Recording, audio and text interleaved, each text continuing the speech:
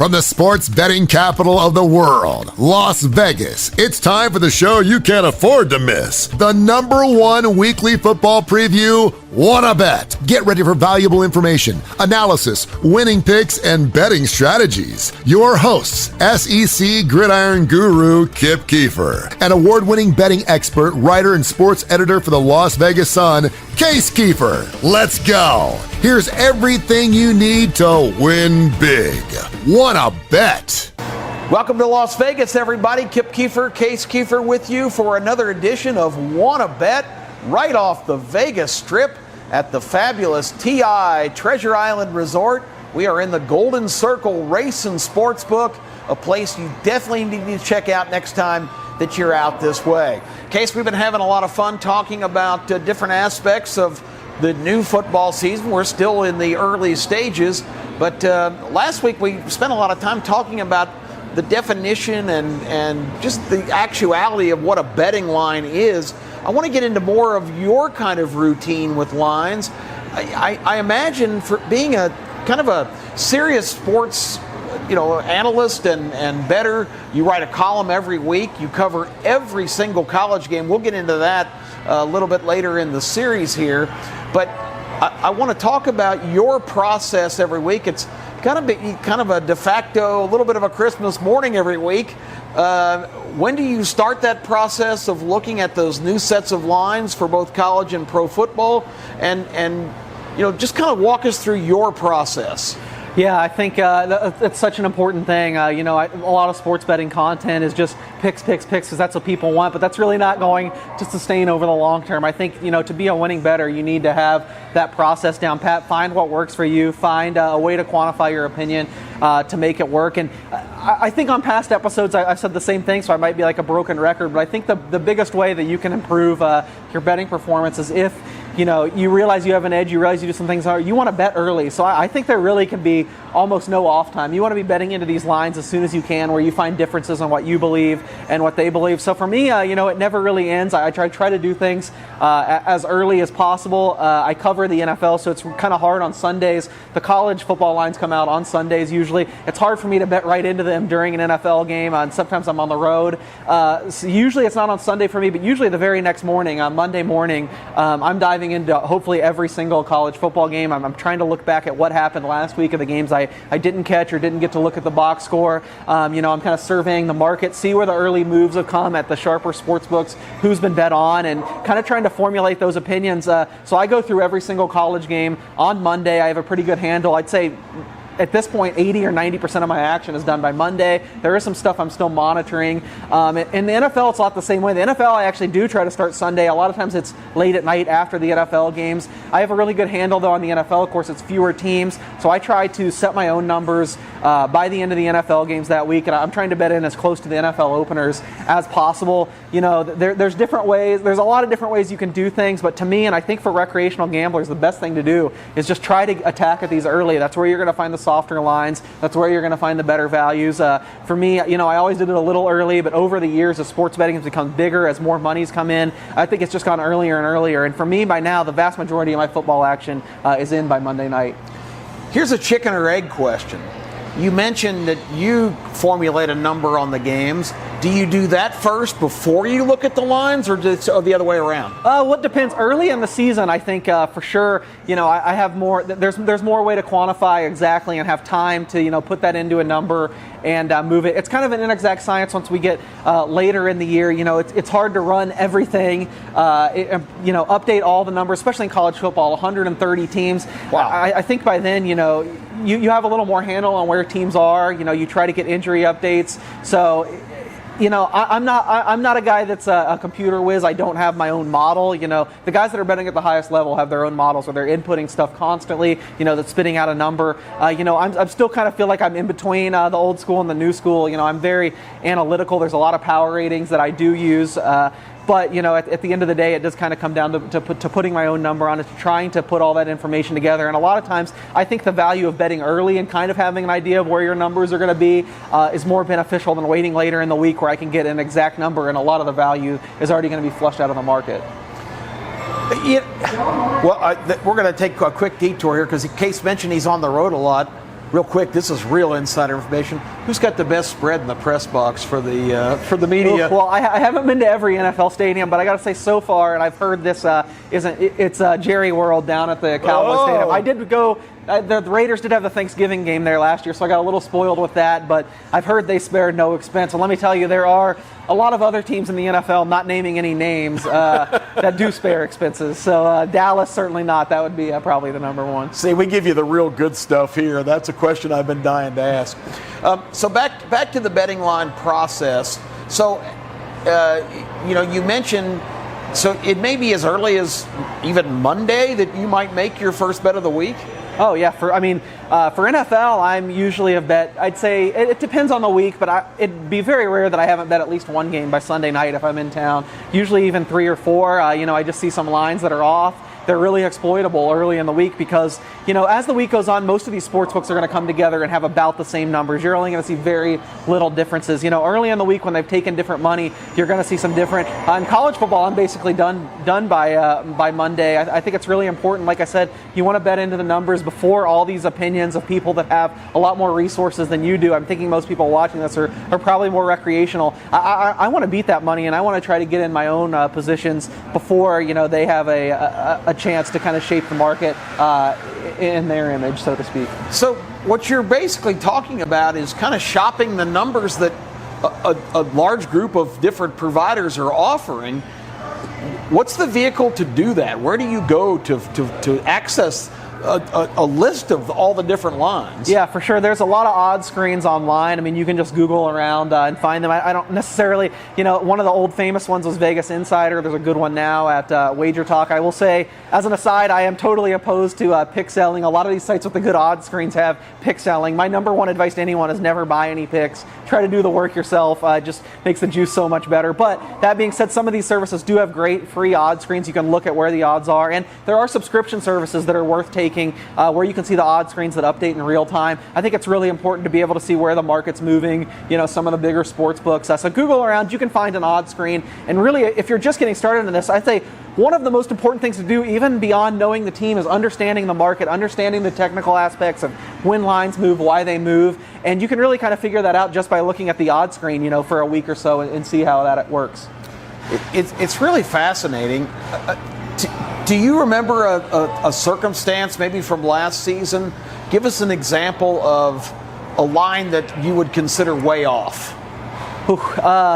Yeah, that's a tough one. On a game to game, it's just so hard to have. Once I will say this goes back to futures, which we already talked about at the beginning of the season. But I know I went on your own show, your radio show. I said Georgia 10-1 to win the national championship was ridiculous about a month before the season. Yep. That went down to I think 5 or 6 by the beginning of the year. But it just shows you the earlier you bet, there are going to be some discrepancies, some value you can find. Obviously, I cashed a nice ticket with the Bulldogs there. Fascinating stuff. We'll find out who Case likes coming up next. Stay with us on Wanna Bet. Hey, it's Case Keefer back again for my best bets on this week's Wanna Bet. And for the first time in show history, I'm having to bounce back from a losing week. Wasn't my finest hour in NFL Week 2 / college football Week 3. But hey, we started Week 0, of course, and it's been 3 out of 4 winning weeks. If we can do that all year or for the rest of time, then we're going to be quite okay. You got to deal with the ups and downs, and I plan to do that this week. Not going to get too cute. I'm going to go with sides I really like. I think last week I went with some leans, some things I didn't even play in the column just to talk about some different games. And you always got to be self-evaluating. So I'm going to try to be better this week, give you some of my best positions. And this week it is kind of tricky. It's making me pause for a second. I like a whole lot of favorites in college football, and I like a whole lot of underdogs in the NFL. That ultimately means nothing. It's not correlated or anything, but it always gives you a little bit of pause when you see yourself lining up on the same types of numbers. So I'm going to stick to 3 favorites in college football, 3 underdogs in the NFL. Let's get to it. And I'm going to start in college football with Louisville -14 hosting South Florida, a vintage Big East game, if you will. I love those late 2000s when there's no real established powerhouse in college football, and both these teams for a couple of years were legitimate national title contenders, top 5 teams. This year's version, not anything close to that for either side. They've both had their struggles early in the year, but I think Louisville has the much more talented roster overall. I think they're a lot more explosive, and I think this is a really good spot for them. Had an extra day to prepare coming off a Friday night game with Florida State where they really were playing well, and a quarterback injury to Florida State's Jordan Travis, I think, threw everything out for them. They saw a different type of quarterback they weren't prepared for, didn't game plan for. Ultimately lost a close game just by 4. I like them against South Florida, who, of course, nearly knocked off Florida last week. I think that was a game they probably put a lot into that meant a lot to them. They played about their best there. I don't think they were looking ahead to Louisville at all. They probably spent much time on the Cardinals until the Cardinals were already deep in work on them. I think, in theory, Louisville's offense could be more explosive than Florida's. They have some more experience than Florida. Malik Cunningham is actually kind of similar to Anthony Richardson, but Louisville is a team I came into the year high on, and so far it's backfired, but I'm going to give them one more chance here, laying 14, hosting South Florida. We'll go from the East Coast to the West Coast. I like Oregon right now, laying 6.5 at Washington State.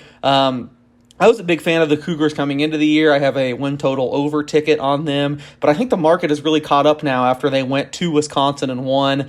That was a game they probably didn't deserve to win, but that they got some breaks and were able to eke out a 3-point win. I think Oregon, even more so than Wisconsin, is just going to kind of bully them up front. I know that's hard to believe if you saw the Oregon-Georgia game and how poorly they looked there, but the Ducks have really bounced back. I thought last week's blowout win over BYU was one of the most impressive in the country. I think they're right there in the Pac-12. Pac-12 did away with divisions this year, but in the North, they're still playing the same schedule. So the old North, I think Oregon and Washington are the two best teams. I actually, bonus, I didn't expect to talk about this, but I bet Washington 12-1 this week to win the Pac-12. I think that's since gone to 10-1, but if you can find at least 10-1, I like Washington a little bit. I think USC deserves to be the favorite, but maybe we see a USC-Washington title game. So that Washington-Oregon one will be one to match. But in the meantime, I just think Oregon is better up front, and I think they'll gobble up Washington State. Anything below 7, I would play right now. Oregon minus 6.5 at Washington State. My final college game, I'm going to go with Northwestern minus 7 against Miami of Ohio. I'm not a big trends guy. I think I said this in one of our shows earlier, but there is one situation that I do kind of like to target if it's right. And I love betting some of these football bowl subdivision teams coming off losses to football championship subdivision opponents. Northwestern last week lost to Southern Illinois by a touchdown. They didn't play well. I'm not defending them at all, but you look a little bit into the box score. They had a -3 turnover margin, some just really costly turnovers at inopportune times that I think really contributed to that loss. I think if they played again tomorrow, I would still think Northwestern comfortably wins that game. So I think this is a little bit of an overreaction to that. Pat Fitzgerald usually has the Wildcats so ready to go. I think there's a big coaching edge in this matchup against Miami of Ohio's Chuck Martin. From talent perspective, this might not be as big of a gap as you would think. Miami, Ohio has a good quarterback.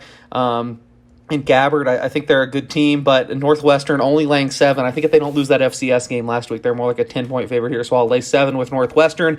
Getting to the NFL, we'll just go in chronological order here. The first one I'll go with the New York Jets +5.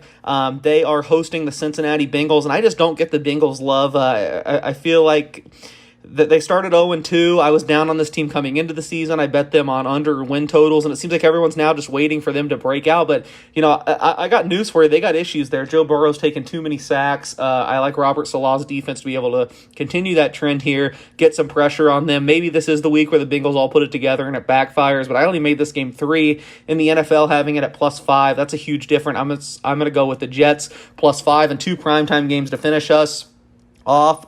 Sunday Night Football, I believe. I love the Denver Broncos +1.5 hosting the San Francisco 49ers. I guess somewhat similar to the Bengals. I don't really get the love for the 49ers now with Jimmy Garoppolo stepping in.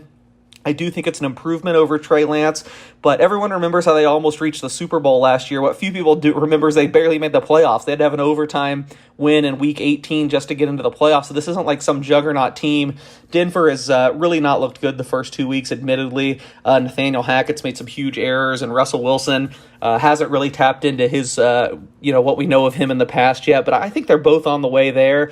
Numerically, despite having 2 terrible performances, they're still like a top 10 team efficiency-wise by a number of metrics. I'm kind of surprised they're an underdog here. Denver, early in the year, is one of the biggest home field advantages in the year, so Denver +1.5 hosting San Francisco. I think the Broncos are going to start to put it together here, and I'll take the Broncos. And then an underdog on Monday Night Football. The Giants burned us last week, but I'm going right back against them this week because I don't think this team is that good. Brian Daboll right now is the leader in the clubhouse for Coach of the Year, and he should be, but I just see the inevitable decline coming at some point. I still think the Cowboys roster is really strong. They were kind of a mess. I was against them last week, but I think I was overlooking one key piece. Micah Parsons just has wreaked havoc in each of the first two games. I think he's going to be able to do that here too against the Giants. And it looked like Cooper Rush did just fine for another year filling in for Dak Prescott. I think Dallas is the better overall team here. I'm way down on the Giants. I'm going to take Dallas plus 1.5. Looking to bounce back from last week. We went 1-2 on the NFL. That brings the year record to 4-3 on the NFL. In college football, we're still 8-6-1 after an 0-2 last week. So it was disappointing what happened last week, but hopefully we get the favorites in college football and the underdogs in the NFL to come through this week. That's 6 plays for you, plus that bonus future, Washington 12-1 to win the Pac-12. Stick around to hear Kip's takes on the SEC next. Listen to what callers are saying about the morning after. But I just wanted to say thank you. You guys bring a lot of information. To me, your show is a lot different than most. I can't really pinpoint it. It's just maybe it's the friendliness. Maybe it's just the way that you guys come across. More like family to me. And I just love listening every Sunday when I get the opportunity. The morning after, Sundays 9 to 11 a.m. on WJOX 94.5 Birmingham. Hey everybody, Kip Keefer ready to preview and make some selections on SEC football this week. Some good games on the schedule. We'll get to those in a minute. Just kind of a brief commentary. Once again this week we see some real tasty hors d'oeuvres on the SEC schedule that do not exactly correlate into great entertainment on SEC gridirons every week. Bowling Green is on the schedule, Kent State. We've got Charlotte and Tulsa.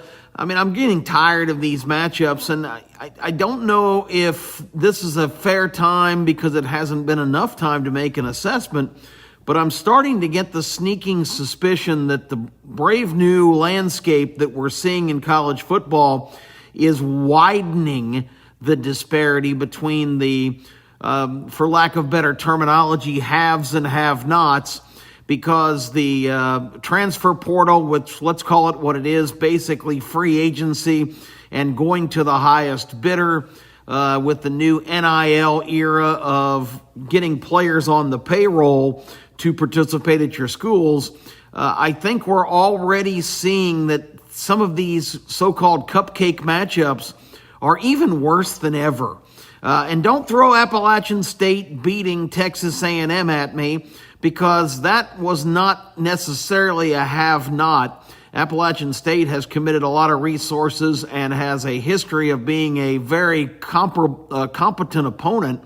So that win by them, while stunning, doesn't kind of rate with a Ole Miss Central Arkansas matchup or things of that nature. And I'll be the first to admit here, I've been seduced by big point spreads in a couple of instances where I was kicking myself halfway through the first quarter, realizing that although it made sense to come to those conclusions, the teams on the field just didn't have the capability of even playing remotely with the superior opponent that they were facing. So we're going to focus more on the good matchups this week in the SEC, and I'm optimistic, even though our record's subpar starting off, we're going to get a lot better because I've had the opportunity to really scrutinize and start to analyze these teams. I know what they have and what they don't have, and I think we're in for a good period here of upcoming success. Let's start in this week's look at one of the big games on a, quote, neutral field in Dallas, Jerry World, AT&T Stadium. It is Arkansas matching up with Texas A&M. We just talked about the Aggies and their big stumble against Appalachian State. They got it together for us last week and covered against Miami. Arkansas is a team, if you heard our very first broadcast this year, I had some serious doubts about this defense. And even though they're 3-0, I'm still a little bit shaky on the Hogs defenders. You look at this game, the better quarterback is KJ Jefferson for Arkansas. I think their offense overall is at a better point right now than Texas A&M's. But last year, Arkansas just dominated this game, and I just get the feeling that Texas A&M's had enough of that. My partner on the radio, Terry Quillian, will tell you that living in Dallas, that it's more of a home field advantage there for Arkansas than Texas, or Texas A&M, I should say. I'm going to put all that aside, and I'm going to take the Aggies minus the 2 points. I think they'll find a way to win this game against Arkansas, because I think at the end of the day, even though A&M's offense is not very good at this stage, they have a couple of explosive players, and I think the Hogs' defense is vulnerable. So let's take Texas A&M here as our first pick. Moving on, let's go to Ole Miss. They're playing a cupcake game. It's the only one I'm going to mention this week. Tulsa has had 3 games. They lost in double overtime at Wyoming. They beat Northern Illinois, who Vanderbilt dominated on the road last week, at home by just 3, and they beat Jacksonville State. I don't think much of the Golden Hurricanes. Ole Miss did impress me last week, although they played an abysmal team in Georgia Tech. But the pieces that the Rebels have put together on defense make them a whole different kind of team, and their offense is still a work in progress. And you can bet your anything you want that Lane Kiffin is tweaking and working overtime on his offense. He was in quarterbacks' faces last week. He's very engaged. I like Ole Miss to take immediate care of the Golden Hurricanes as they play yet another weak sister opponent. Let's go to Rocky Top. I don't really want to go to Rocky Top, but we'll go there in theory, as Tennessee, who's lost 16 out of the last 17 to Florida. The streaks that Tennessee gets involved in, and Florida for that matter, are kind of amazing against opponents, and this is another one. Tennessee has just had a horrible time with what they call their big rival, Florida, and they seem to be holding all the cards this time. The Florida team kind of fooled all of us with a nice win over Utah on opening night, but they have shown a lot of blemishes in their last couple of games. Tennessee's a 10-point favorite. That seems a little extreme, but I keep looking at this game, and I was appalled last week that South Florida really pushed the Florida defense around when the game was on the line. Florida dodged the bullet and came out with the win, but the Tennessee offense is dynamic. The Florida defense is disappointingly not very physical like I thought they might be, and I don't think Tennessee's going to blow them out of the water, but I do think they're going to win by a couple touchdowns. So give me the Volunteers, and I will surrender the 10. And speaking of being blown out of the water, good grief, Auburn last week was absolutely terrible against Penn State. They were so overmatched, outcoached, outplayed. It was just a sad thing to behold. Can they rally and circle the wagons and get an SEC win this week when Missouri comes to town? Right now, I think it's hard to dispute the bottom 4 teams in the SEC are South Carolina, Auburn, Vanderbilt, and Missouri, and I put Missouri last for a reason. I think they're the worst team in the league, and I think it's a chance for the Tigers to bounce back. They're a 7-point favorite, and I'm talking about the Auburn Tigers. I like Auburn -7 against Missouri. Looking for a 4-for-4 week. I hope all of you have a great football weekend and cash everything that you invest in. And we can't wait to visit with you next week for a whole new slate of games. Have a great football weekend, everybody.